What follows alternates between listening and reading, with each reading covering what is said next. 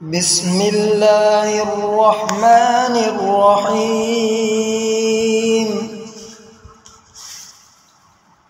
آج کل جس کو دیکھو وہ دو شکایتوں میں سے ایک کرتا ہے، یا تو بے روزگار ہونے کی شکایت کرے گا یا رزق کی تنگی کی شکایت کرے گا۔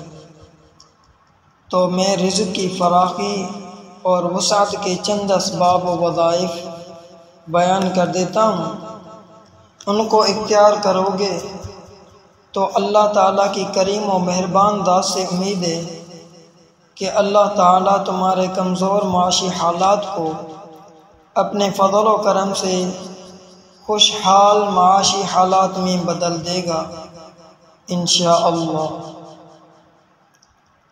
رزق میں اضافے کا ایک سبب الاحسان الی الضعفاء، جو کمزور لوگ ہیں ان کے ساتھ حسن سلوک کرو۔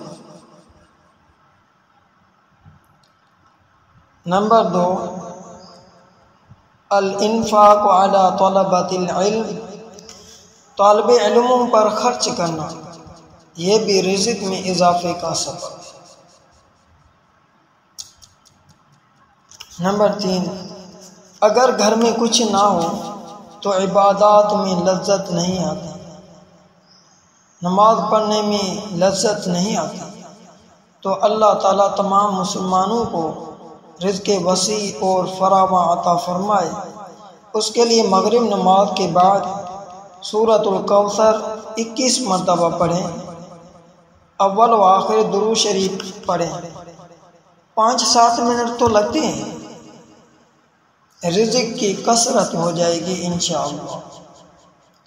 تو روزانہ مغرب کی نماز کے بعد سورۃ الکوثر 21 مرتبہ پڑھیں، اول و آخر درود شریف۔ اور اگر بہت زیادہ مسائل ہیں تو پھر ہر نماز کے بعد یہ عمل کریں تو انشاءاللہ گھر میں برکتیں اترتی محسوس کریں گے اور انوار کا نزول ہوتا ہوا محسوس کریں گے۔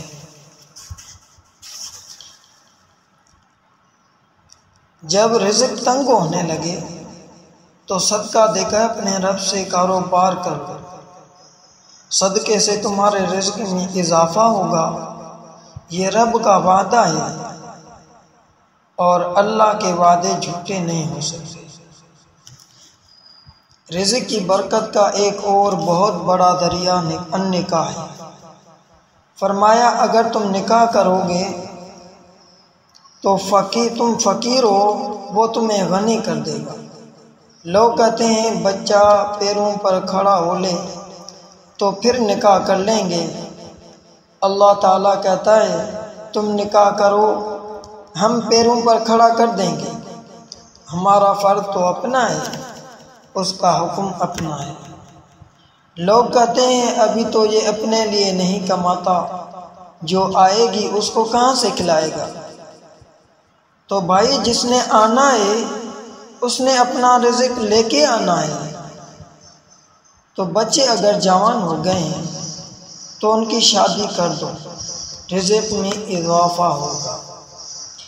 اپنے اہل خانہ کو نماز کا حکم کرنے سے رزق بڑھتا ہے، کیونکہ جو صبح کا وقت ہوتا ہے وہ رزق بٹنے کا وقت ہوتا ہے، اور جس گھر میں صبح کے وقت لوگ سوئے ہوتے ہیں وہاں بے برکتیاں ہوتی ہیں۔ طلوع فجر سے لے کر طلوع آفتاب تک اپنی اولاد، بیوی اور بچوں کو نہ سونے دیں۔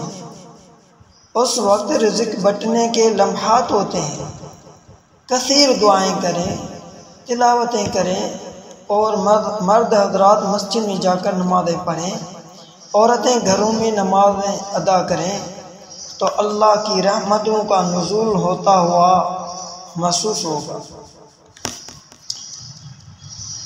ایک حدیث میں رزق کے اضافے کا ایک اور نسخہ ارشاد کیا گیا ہے۔ آپ صلی اللہ علیہ وسلم نے فرمایا کہ جو شخص یہ چاہتا ہے کہ اس کے رزق میں برکتیں ہوں، اس کی عمر میں اضافہ ہو، تو وہ اپنے رشتہ داروں کے ساتھ تو وہ اپنے رشتہ داروں کے ساتھ حسن سلوک کرے۔ رشتہ داروں کے ساتھ اگر اچھا سلوک کرو گے تو پھر تمہارے رزق میں برکت ہوگی۔ غریب ہیں تو ان کی مدد کرو، ان کی بیٹیوں کی شادی اپنے ذمے لے لو۔ اللہ نے تمہیں وسعت دی ہے تو یہ کام کر لو، ان کی پریشانیاں بانٹ لو۔ اگر ان کا قرضہ ہے تو اتارنے کی کوشش کرو، ان کو مشکلات سے نکالنے کی کوشش کرو گے۔ تم ان کو مشکلات سے نکالو گے تو اللہ تعالیٰ تمہیں مشکلات سے نکالے گا۔ تمہارے رزق میں بھی برکتیں ہوں گی اور تمہارے مال میں بھی برکتیں ہوں گی۔ فرمایا بہتر صدقہ وہ ہے جو ناراض غریب رشتہ دار کو دیا جائے۔ اگر وہ پھنس گیا ہے، مجبور ہے، ناراض ہو گیا ہے تو اس کو اگر دیں گے تو تمہارا نفس اس میں شامل نہیں ہوگا، تو یہ افضل صدقہ ہے جو ہر صورت میں قبول ہوگا۔